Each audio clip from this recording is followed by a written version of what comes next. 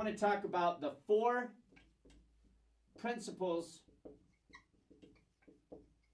of the sale.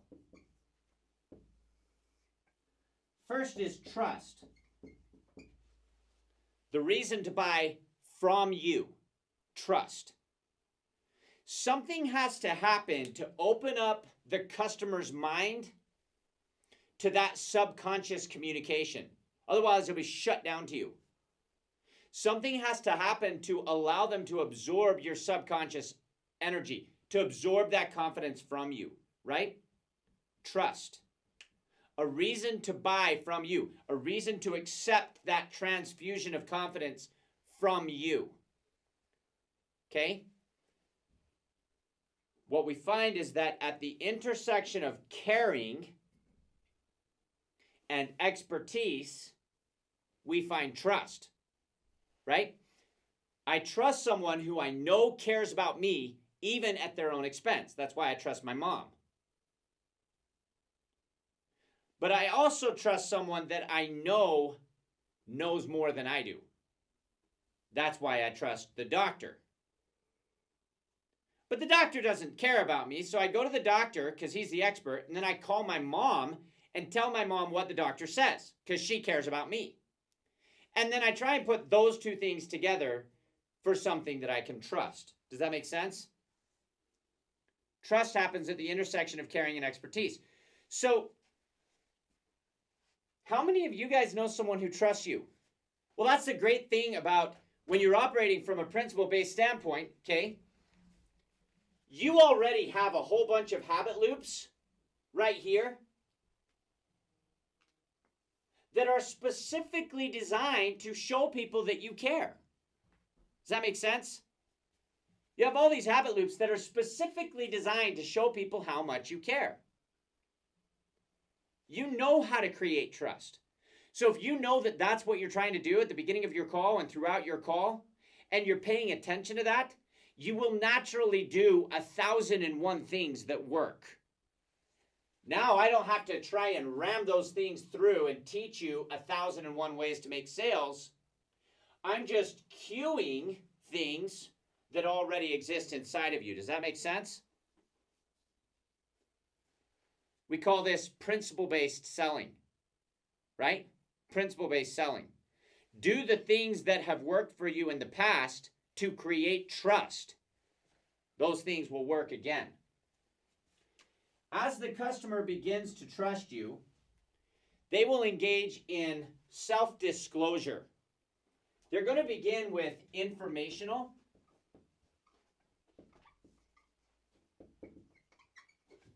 or transactional. Psychologists will call it transactional disclosure. Informational disclosure. So this is where they share information about themselves, okay? And that's valuable. It's valuable to know, for instance, on QB, that this customer had knee surgery, right? That's informational disclosure, right? And that shows us an informational need. However, what we're trying to do is create value. Okay? That's what we're trying to do, is create value. Value, a reason to buy. The reason that I'm going to give my money to you and feel good about it, right? Value. The reason to buy. So we have trust, the reason to buy from me. Value, the reason to buy. Okay? If I'm the only one in the world that can solve their problem, their informational need, then I can name a price. But if there's multiple ways to solve this informational need, then as long as I'm hanging out in informational disclosure and letting the cortex make decisions, then they want the cheapest price. And what is the very cheapest price? It's an F word. Free, right? The very cheapest price is free. Does your customer need to pay you to exercise their need. No, they could do that for free. So as long as I'm hanging out in informational disclosure, they're going to be obsessed with the price because the price is the reason to not buy, right? And unless your product is free, they don't see a value in it. What I want to do is I want to move them from informational disclosure to emotional disclosure. I know that they could freely exercise their need, but I also know they are not going to. They are a creature of habit. That's not what they're going to do. That's why they called me in the first place. They're looking for help. And I care about whether their knee gets rehabbed. I care about that. I know that the QB will help them rehab their knee. It will get them the movement that they need and the circulation that they need and the added strength that they need, right? So what I do is I move them from informational disclosure to emotional disclosure. And instead of telling me the information that their knee got injured, I ask them to tell me the emotion around that. And I move them by doing something called maximize response and dig deeper. Oh, wow, you hurt your knee. That's frustrating. Tell me more about that.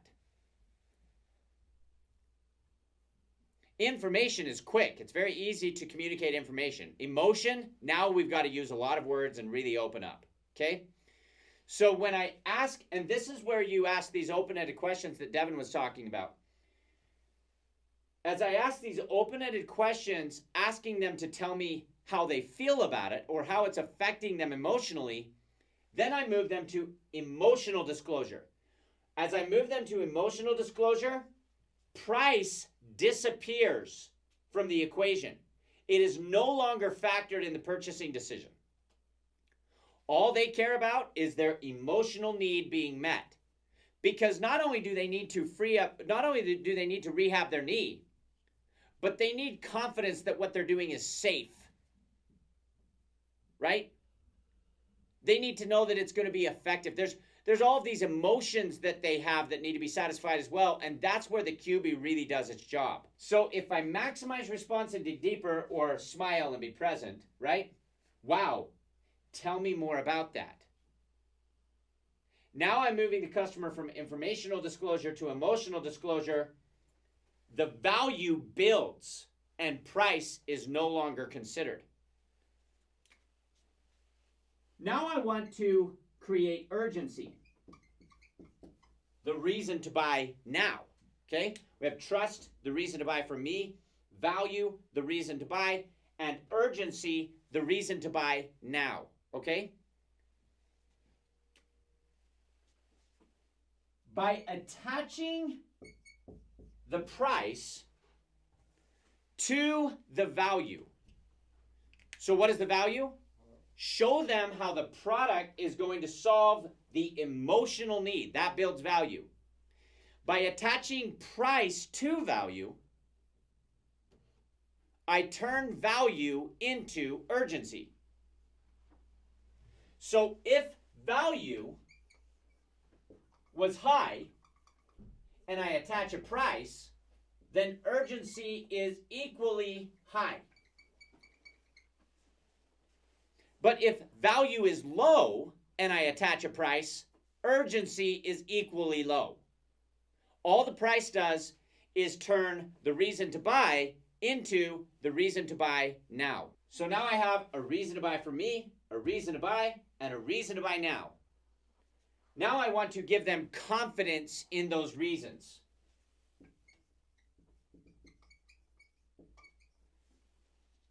I do that by closing them. Close them. Don't wait for them to close themselves. This is why it's called closing. Back in the day, you come into the store, you want to buy a suit from me, okay? The problem was, we have to negotiate the price of that suit, okay? And so on this page is what I'm going to give you. On this page is what you're going to give me. When we're done with that negotiation, we close the deal. We're no longer negotiating. We have agreed. We're doing this, right? That's why it's called closing. At this point, we're simply assuming the sale. We're saying, I have confidence it's the right thing for you to do. I have confidence the decision you already made is the right decision, right? I've been present. I've seen what's on your walls.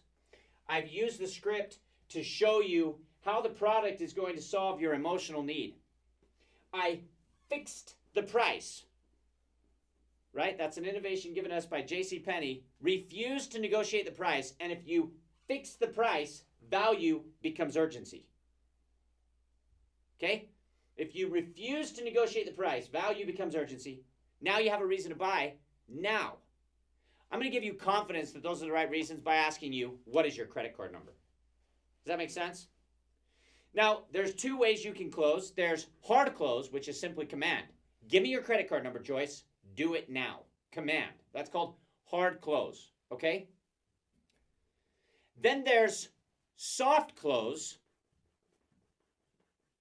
Soft close is simply asking the next question on your order form. So what's your last name? What's your zip code? What's your mailing address? What's your shipping address? Does that make sense? What color do you want? How many do you want? Those are all called closing questions. And if they say no, I'm going to keep closing them.